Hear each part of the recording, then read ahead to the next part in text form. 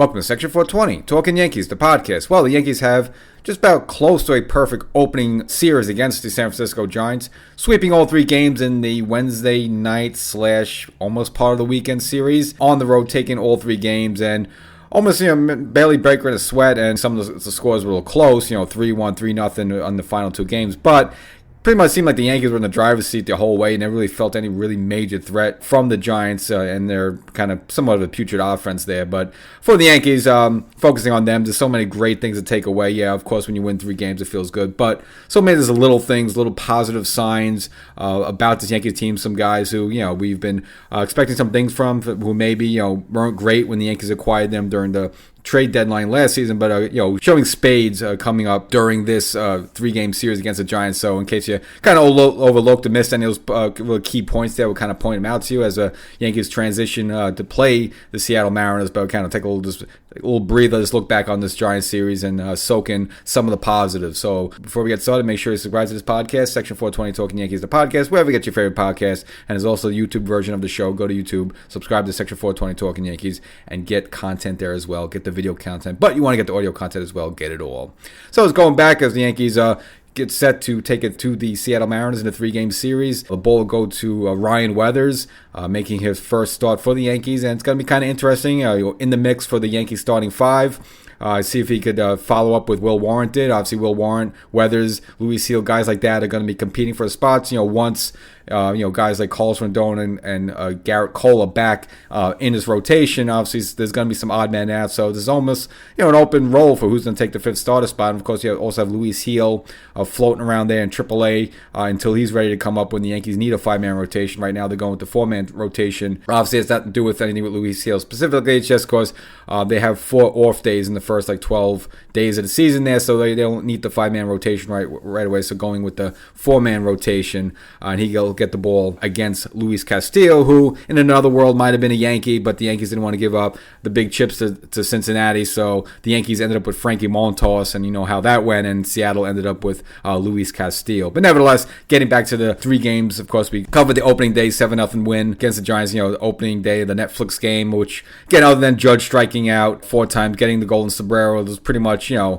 pretty good opening day for the Yankees. And then you look at the next two games, very satisfying for different reasons. You got good back-to-back starts from Cam Schlittler. Reason why this is, not the exact same team as last year, because we did not have Cam Schlittler to start the season. Now you do have Cam Schlittler to start the season, and you can see why. Powering his way into the 6th inning there, and after just blowing away the Giants hitters, just surrendering 1 hit, and in the game, Yankees taking a 3-0 win, and only, again, the entire Yankee pitching staff from Cam Schlittler on only surrendering 1 hit. And kind of as I mentioned at the top, if you look at this Giants lineup, I'm not going to gloat too much because, it is kind of a pathetic lineup, even with Rafael Devers. Seemingly is not the same Devers that used to pester the Yankees when he was with Boston, especially Garrett Cole. Totally had Garrett Cole's number.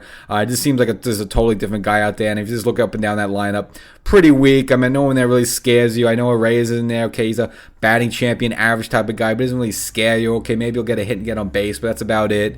Adames and Max Chapman, who's like 100 years old right now, and our old friend Harrison Bader at the bottom of the lineup. Again, this is a very weak lineup there, so not really to gloat about that you shut them down, but still, it's baseball. They're all major league players, and the Yankees are the road team, so you would think that Giants at least have some advantage playing in their own ballpark.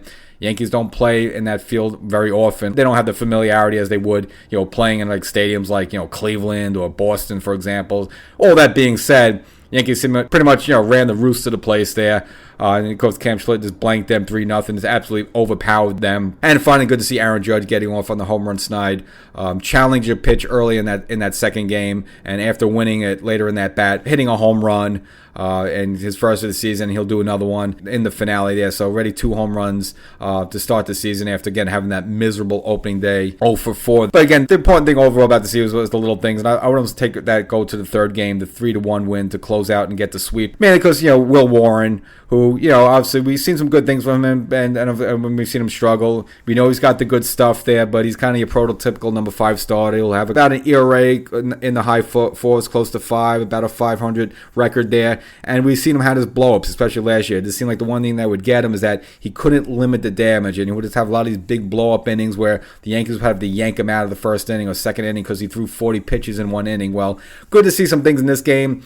specifically early on, bottom of the first inning, got into a jam, after two seemingly easy outs. Both Devers and Reyes were able to get on. And Reyes was able to steal third base. So runners at first and third, 2 outs, a pressure situation. Now, maybe a year ago, Will Warren would have buckled in the situation, but gets a big strikeout of Ramos to get out of the jam. And again, that's what I liked about this game compared to what we've seen Will Warren in the past. So maybe he's taking the next step.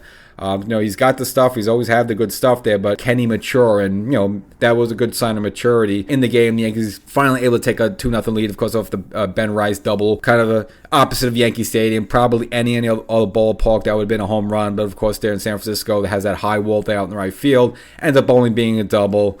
And then also later in the game, Aaron Judge getting his second home run of the year to give the Yankees later on be a 3-1 lead. Even though when finally the Giants broke through, you had the Yanho Lee double. He would eventually score on the Matt Chapman single up the middle. And you figure, all right, is Will Warren again, second time in the game. Got a couple of runners on, a little pressure. Is he going to crumble? But gets back-to-back strikeouts of Reyes and Devers. And then a ground ball to Ramos to get out of the jam. Good play by Jazz. So maybe the difference we've seen, Will Warren in this game, at least his first start of the year compared to in the past there, he didn't buckle, he didn't crack, and he limited damage and only gave up 1 run in the game. Now, he wasn't able to get the win, pitching the fifth, but needed Jake Bird to get the team across the finishing line. And good, work from Jake Bird, 1 2/3 inning. And he was a guy that, we didn't really see much of last year. Obviously, he came with his arm taxed already, and a couple times they threw him out there. He gave up like a grand slam and a 3-run home run. His arm was cooked. I mean, he had too many innings on his arm anyway. But coming in this season with a fresh arm, and you can see what he do. A couple of strikeouts, getting some funky swing and misses, though. So you get to see the potential of him. And of also Cabarello. Didn't do a ton with the bat in this series, but just a double play combination with him and Jazz. Obviously we'll see what happens when Volpe comes back. But for Cabarello, looks like very competent there. And in the final game, turning 2 double plays. A big one there off of Harrison Bader, who's not the maybe speedster he was a couple years ago, but still, again, he has some decent speed there and able to induce a double play to get out of a big jam there. And of course, getting another double play with the Jazz Cabarello combo to end the game with David Bednar. And then, of course, the whole Yankee bullpen just was fabulous, in all 3 games. Again, the only run the Yankees gave up was, the Max Chapman RBI off of Will Warren. Other than that, the Yankee bullpen, all 3 games was fabulous. Even Duvall in the second game there, absolutely nasty. Comes in, it was the 8th inning, just strikes out the side. And Duvall was a guy like, he came last season. He kind of looked like a little duck out of water there, like he was almost a little timid. And,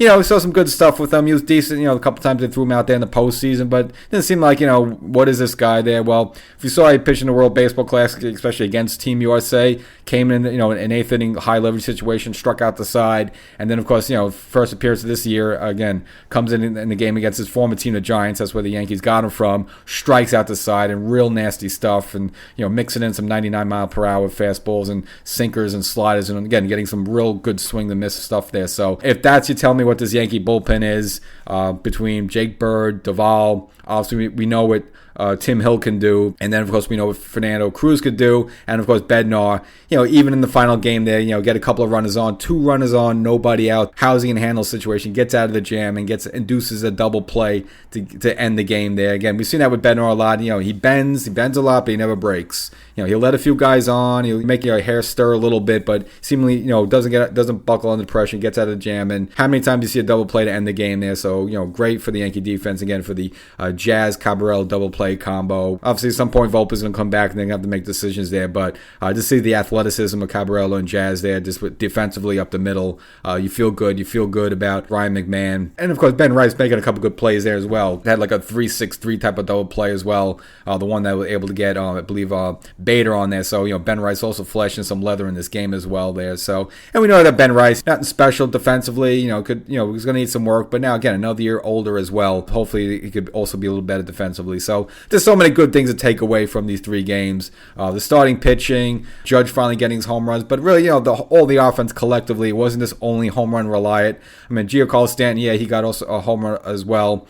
In the second game, but you saw some stuff. We saw an RBI single from him in the first game going up the middle, and even in the third game, as a pull hitter that had the defense shifted over to the left side, thinking he's a pull. He sees a hole there in the second base hole, and just takes a nice easy swing, gets an easy single right towards the second base hole because no one's covering there. Just little things like that. It's just a lot of good stuff to see from this team early on, a lot of positives.